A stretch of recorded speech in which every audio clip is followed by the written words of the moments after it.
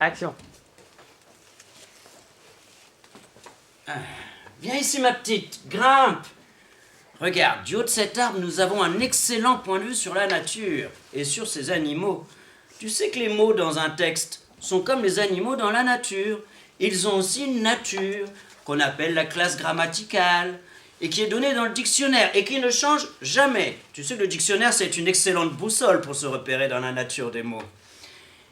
Regarde un petit peu, est-ce que tu vois tous ces animaux là-bas? Non, je ne vois rien. Mais ouvre donc un peu les yeux. Ah oui, je les vois mieux. Il y en a beaucoup d'espèces, tu vois donc? Oui. Eh bien, la première espèce, ce sont les pronoms.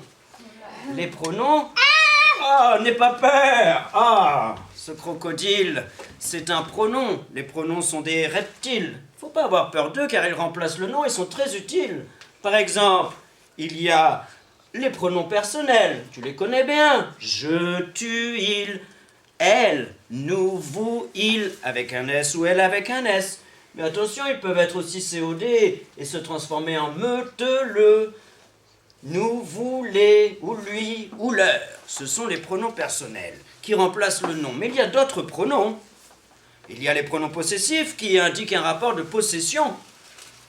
Le mien, la mienne, les miens. Le tien, la tienne, les tiens. Le sien, la sienne, les siens. Le nôtre, la nôtre, les nôtres. Le vôtre, la vôtre, les vôtres. Le leur, les leurs, la leur. Et puis, il y a encore d'autres pronoms. Les pronoms démonstratifs qui servent à montrer. Regarde ma petite, ce que je fais. Arrête de m'appeler ma petite. Oh, excuse-moi, tu seras toujours ma petite, tu sais. Les pronoms démonstratifs, ils servent à montrer. Et quand on montre, on fait quelle lettre? C'est. Un C. C'est très bien. Donc les pronoms démonstratifs s'écrivent tous avec un C. Exemple, celui-ci, celle, ceci, cela, celui-ci, celui-là, ce. Ce sont des pronoms démonstratifs. Et il y a des adjectifs qualificatifs. Ils sont mignons, tu trouves pas? Oui.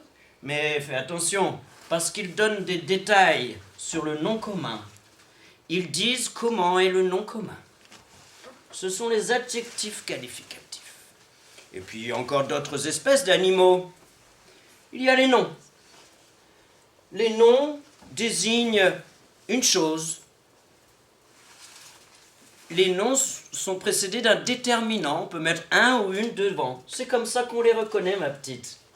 Arrête de m'appeler ma petite. Dis donc. Ensuite, il y a d'autres espèces d'animaux. Les noms communs.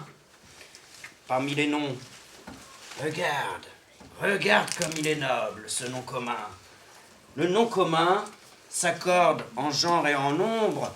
Quand il est au pluriel, il faut mettre un S. Et quand il est au féminin, il faut mettre un E. Et il s'accorde en genre et en nombre avec le déterminant. Ah oui. On les verra tout à l'heure, les déterminants. Puis il y a les noms propres aussi. Les noms propres comme Marseille, Lyon, Héloïse. Hein, ma petite, tu vois, j'ai mis ton petit nom.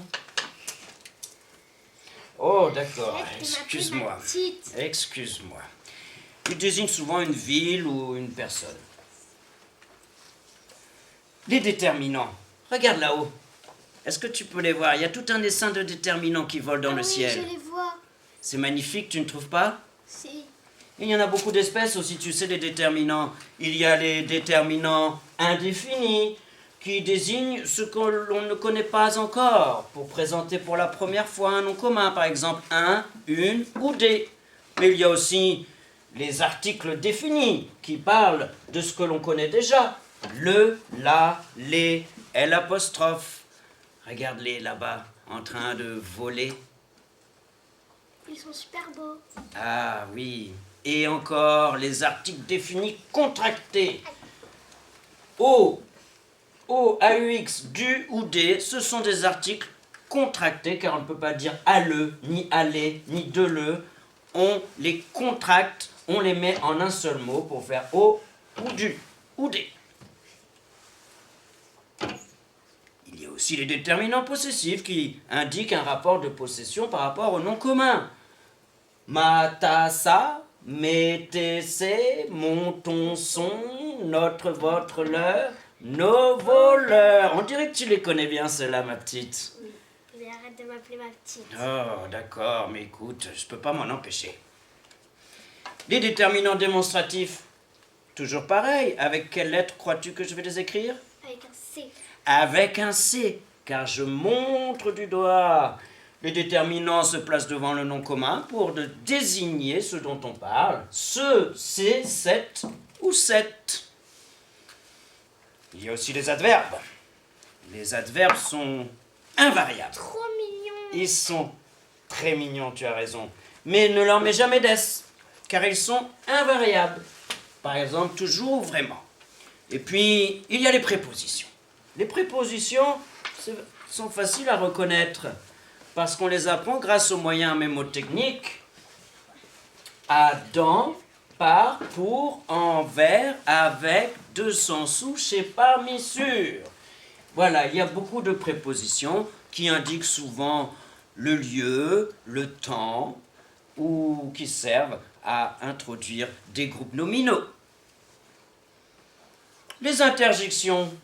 Les interjections, ce sont des exclamations comme « oh » ou « ah » ou « hélas », très souvent suivies d'un point d'exclamation. Tu t'en souviendras, ma petite? Arrête de m'appeler ma petite. Oh, très bien, je crois que j'ai compris la leçon.